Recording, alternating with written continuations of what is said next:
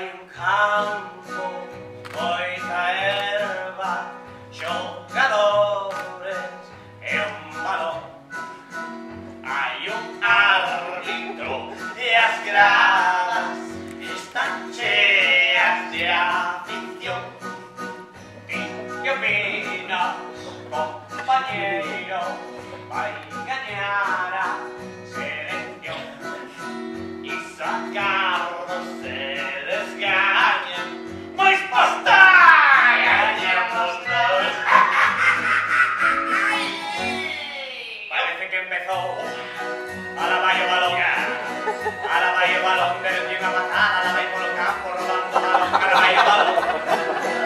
vai o balón, ese que redondo por iso non para, como se desplazan todas as direccións, Miguel renovando, que bonito control, Miguel pasa de Pedro, Pedro Marcelino, Paco de Paco, Ramón de balón, pero que parran non!